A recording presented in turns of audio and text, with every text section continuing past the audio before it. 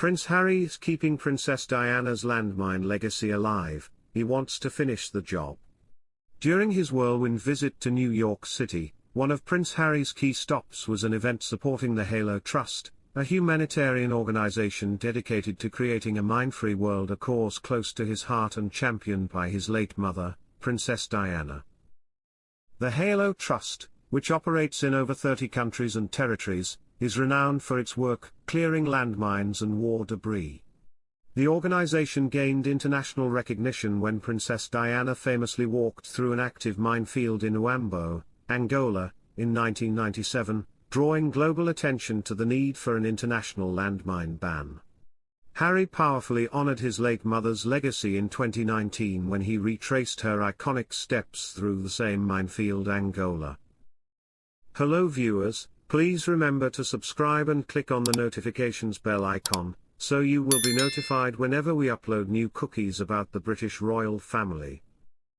Speaking at the Halo Trust's event on September 23 in NYC, Harry said, "As you know, the Halo Trust work in Angola meant a great deal to my mother. Carrying on her legacy is a responsibility that I take incredibly seriously." Prince Harry enjoys sweet FaceTime with Meghan Markle, Archie and Lilibet before taking the stage in NYC. Valdemar Fernandez, Halo Angola's program operations manager, has been with the organization since 1997, and was present during Princess Diana's memorable walk through the Angolan minefield. "It was very important," Fernandez told people at the Halo Trust event in NYC before her visit. "There was very little awareness for the mine problem around the world. And when she visited Angola in 1997, she managed to bring international attention to the issue." Jenna Jones. Reflecting on her demeanor during that historic walk, he notes, "She was not scared. She appeared happy to be doing it. She knew what it meant." As for Prince Harry carrying forward his mother's legacy, Fernandez remarks, "He is doing very well." Having hosted Harry when he retraced Diana's steps in Angola in 2019, Fernandez recalls, "I could see from his face it was very emotional. It took control of him. It was a great moment." During his speech in NYC, Harry called for global dedication to landmine clearance, celebrating Angola's progress and urging other nations to follow suit. He emphasized the crucial role of collaboration and the impact on local communities. "A world without mines must be a moral imperative for all of us," he declared. Prince Harry speaks at the Halo Trust event celebrating Angola's leadership in landmine clearance on the sidelines of the UN General Assembly in New York on September 23, 2024. Reflecting on Harry's moving words, Fernandez tells people, "I felt very touched when he gave his speech. He's taking this seriously, he wants to finish the job, and I think we'll get there." At the Diana Award panel, he honored young people making a difference, saying, "I know that my mum would be incredibly proud of you guys."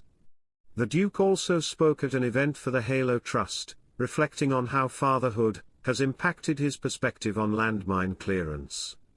He said, "Much has changed in my life and the world since 2019 when I first visited Angola." Harry's commitment to mental health was evident during the Concordia Annual Summit, where he discussed the topic with young award winners. He also addressed the Clinton Global Initiative, warning about the dangers of social media for children. Prince Harry's focus on mental health and social media concerns was particularly evident during his New York appearances, furthering the work that he does with his wife through the Archewell Foundation.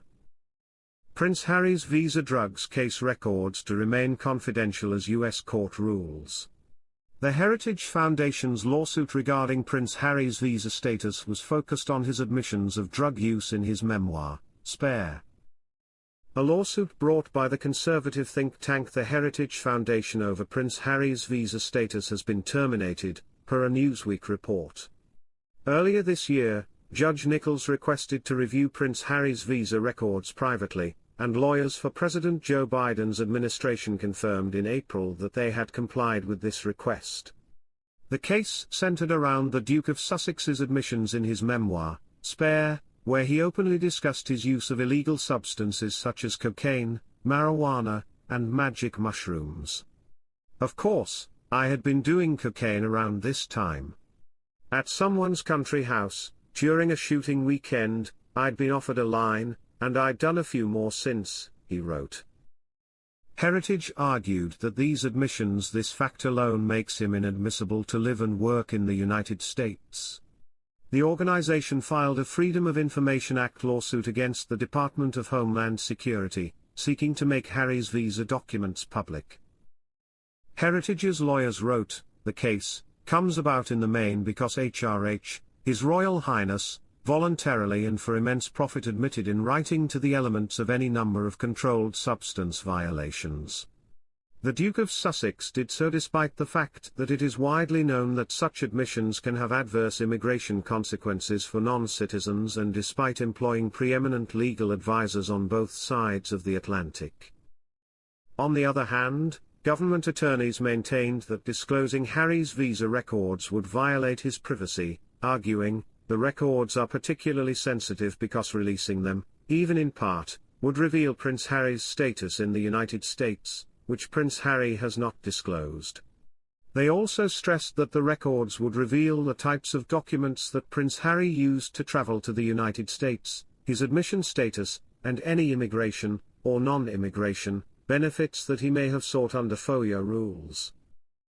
Court records reveal that the case was officially terminated on September 9, following several sealed orders issued by Judge Carl J. Nichols in Washington, D.C. However, the exact reasoning behind the case's dismissal, as well as whether Harry's visa documents will remain confidential, remains unclear.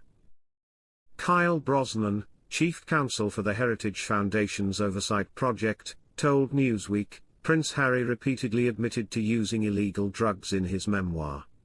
This fact alone makes him inadmissible into the United States." He explained that the lawsuit was meant to answer whether Harry received preferential treatment when entering the country. "It appears the judge has ruled, and that ruling is under seal. We know nothing about how the judge ruled. No one should read into the order, or the fact that it is under seal.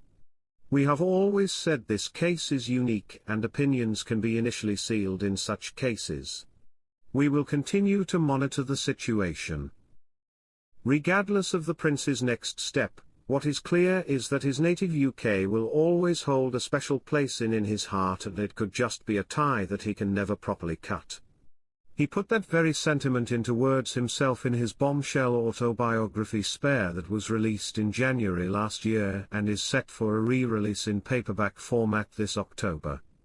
Writing in Spare he said, "I love my mother country, and I love my family, and I always will. I just wish, at the second darkest moment of my life, they'd been there for me too." The tome was slammed by many of his critics, furious at his treatment of many of his family. Thanks for watching. Please don't forget to like this video and drop comments, and most importantly don't forget to subscribe and hit the notification bell so you don't miss anything.